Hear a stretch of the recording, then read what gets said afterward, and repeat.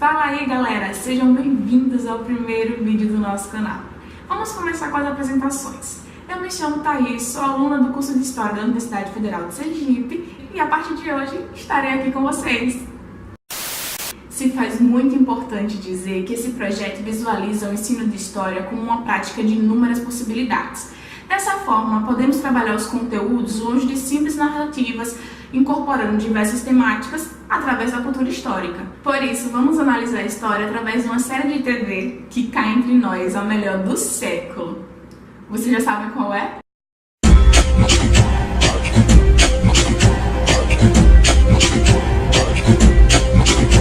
Game of Thrones.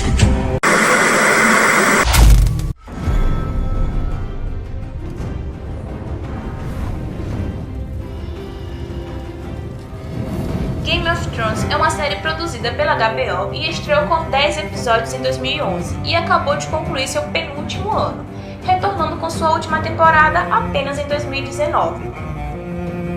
Mas, para a sorte de vocês, nós do Lente Histórica estamos gravando esse vídeo para matar a saudade até lá. Bom, não só nós. Embora a série de TV tenha começado 6 anos atrás, os livros em que ela se baseia vêm de muito antes, com o primeiro, A Guerra dos Tronos, tendo sido publicado há mais de 20 anos atrás, em 1996. Antes de serem adaptados, As Crônicas de Gelo e Fogo já constituíam uma série famosa entre os fãs de fantasia, com premiações, indicações e milhares de cópias. Com a série da HBO, a venda dos livros aumentaram e em 2015 já era quase 60 milhões de cópias distribuídas e traduzidas em quase 50 línguas. Nossa, muita coisa!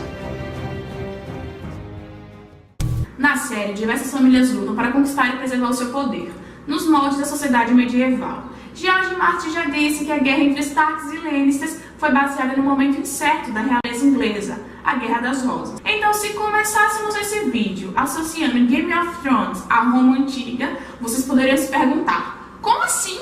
Game of Thrones não é baseado na Idade Média? Calma, calma. Apenas parte da história foi tirada do período medieval. Ao tempo da série, a principal ameaça é, como os patrulheiros determinam, os selvagens, que preferem ser chamados de povo livre. Martin, o criador da saga, já falou em entrevista que o paralelo histórico da muralha é a Muralha de Hadrian, erguida na ilha que hoje é o Reino Unido. Ela servia para defender os domínios do Império Romano daqueles que os romanos chamavam de bárbaros. Na verdade, os antecessores do que hoje são os escoceses. A muralha que foi erguida e assim chamada por ter sido ordenada pelo imperador Hadrian, ela contava com fortes que abrigavam as legiões romanas, ocupados com a defesa da muralha e do território. Lembra alguém? Cheguei mais. Vamos à história? Apesar de terem as mesmas responsabilidades, não é justo dizer que a Patrulha da Noite é totalmente igual às legiões romanas. Quando entram para a patrulha, eles abdicam do direito de terem posses, títulos e até mesmo de constituir matrimônio, fazendo o juramento de servirem até o último dia de suas vidas. Além disso, a patrulha é composta exclusivamente só por homens. Nesse sentido, ela parece bem mais com as irmandades cristãs medievais, que também eram comprometidas com celibato e negavam qualquer tipo de posse particular. O Império Romano se estendeu por um vasto território, cujo domínio mudou bastante durante os 6 séculos de integridade. No século V, o imperador ainda tinha proporções gigantescas e, depois de passar por uma crise administrativa, estava dividido entre Império do Ocidente, com sede em Roma, e Império do Oriente, com sede em Constantinopla. Embora só na ilha da Grã-Bretanha tenha sido erguida uma muralha de grandes proporções, o problema das invasões bárbaras nas cidades fronteiriças foi uma situação geral nos limites às fronteiras do Império. Porém, é preciso refletir sobre alguns conceitos. Em primeiro lugar, o termo bárbaro não é correto.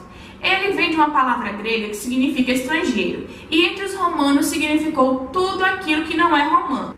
Dessa forma, ele acaba por se tornar um termo ofensivo. Eu não sei na época de vocês, mas pelo menos na minha época era assim. Quando você queria ofender alguém, você falava, nossa, que bárbaro! Nos domínios europeus do Império, o termo mais correto é germânico, que abrange vários povos de diversas etnias que viviam no continente. Outro erro é assumir que se tratavam de invasões coordenadas. É claro germânicos não era uma das melhores. Mas desde o final do século II d.C., a administração romana fazia acordos com os germânicos. O império cedia terras ao redor da fronteira a esses germânicos, concedendo assim o título de federados. Com esse acordo, tornava-se obrigação dos germânicos defender a fronteira e pagar impostos. Porém, eles gozavam de uma certa liberdade política e cultural. Eles poderiam permanecer unidos sob o comando de seu chefe. Para esse vídeo, nos importa focar nos enfrentamentos entre romanos e visigodos, estes últimos liderados por Alarico, no final do século IV. Quando ameaçado pelos hunos, começaram as incursões adentro do Império Romano, buscando se assentar longe dos perigos das fronteiras. Agora vamos refletir sobre essa situação, em que inimigos de muito tempo unem-se por conta de uma ameaça maior. Isso não é familiar? Lembram quando todas as facções que moravam para lá da muralha se juntaram para construir um exército do povo livre e levar luta à patrulha da noite? Bom, quem assiste a série sabe que não foi um ataque qualquer ou uma migração voluntária, mas uma fuga. Nas conversas entre John e Mencer, líder do exército do povo livre, vê-se que todos eles estavam fugindo de uma ameaça maior, os outros. Vê a semelhança? Claro, os hunos não eram esses zumbis de gelo místicos que lideravam os mortos, mas eles tiveram esse mesmo papel de espantar os visigodos a ponto de terem que buscar um acordo com os romanos. Claro que o povo livre não tentou fazer um acordo a princípio, mas depois de perceberem que não conseguiriam passar a muralha, tiveram que escolher entre ficar expostos ao desolamento do extremo norte ou serem assimilados na política dos Sete Reinos. No Império Romano, embora os germânicos pudessem contar com uma certa independência, eles ainda eram tratados como bárbaros, obrigados a pagar impostos e totalmente esquecidos pelo governo. Viviam em situação de miséria e, em certos momentos, eram até obrigados a vender seus filhos como escravos. Situações como essa ocasionaram diversos saques e batalhas. A mais famosa é a Batalha de Adrianópolis, onde a cavalaria ostrogoda venceu a infantaria romana, custando a vida de milhares de soldados romanos e a vida do imperador do Oriente Valente. Após essa derrota, os ostrogodos, que até então não eram federados, receberam títulos de federados. Portanto, não é uma surpresa, quando Alarico fugia com seu povo dos hunos, a ele foi negado qualquer tipo de acordo. O Senado negou a diplomacia, rejeitando a ideia de tratarem com o bárbaro. A resposta do chefe germânico se deu em 410, o saque de Roma. Por 3 dias e por 3 noites, a Cidade Eterna foi saqueada, um ataque que não teve nenhum valor estratégico, mas contou com um grande impacto moral dentro do Império, principalmente do Ocidente. Os romanos estavam desacreditados que a cidade que passara 8 séculos intocada, símbolo do maior império do mundo, foi saqueada. Em Game of Thrones, isso ocorre um pouco diferente. Derrotados e empurrados pelos ventos do inverno, o povo livre é forçado a negociar com o novo senhor comandante da patrulha, Jon Snow. O rapaz vai ter a difícil tarefa de convencê-los de que não é tudo uma armadilha e que eles estarão mais seguros do lado de lá da muralha. Unindo o útil ao agradável, Jon Snow quer, além de oferecer uma saída a eles, incorporá-los na linha de defesa da muralha, onde em troca de abrigos e mantimentos poderiam servir contra os outros inimigos que vêm com o inverno, os mortos. Ele vai ao encontro deles e, bom, eles ficam bem convencidos. Infelizmente, com uma imagem muito desfavorável entre os irmãos da patrulha. O jovem comandante não tem muito tempo para dar continuidade à sua política de conciliação. É Game of Thrones. A política de abertura das fronteiras pelos romanos não foi pensada como uma oportunidade de assimilação, mas sim para evitar conflitos. E isso acabou por se tornar a perdição do Império do Ocidente. Por conta da crise política e econômica que passava, ele não durou muito além ao saque de Roma.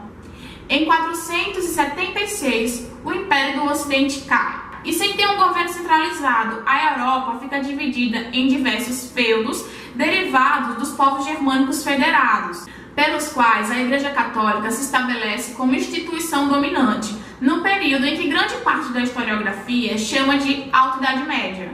Tá vendo como de qualquer forma acabamos entrando no medievo? Enfim, Embora o Império do Ocidente nunca tenha tido a chance de retornar a ser o que foi, Jon Snow teve uma segunda chance, e nessa nova vida contou com o apoio do povo livre. Bônus, claro, da política que conduziu enquanto senhor comandante da Patrulha da Noite. Talvez se o Império do Ocidente tivesse lidado melhor com os povos germânicos, pudesse ter os usado de maneira mais eficiente para a fortificação de seus domínios, ao invés de ter permitido que eles se tornassem uma ameaça interna. Quem sabe? E aí, galera, chegamos ao fim do nosso primeiro vídeo.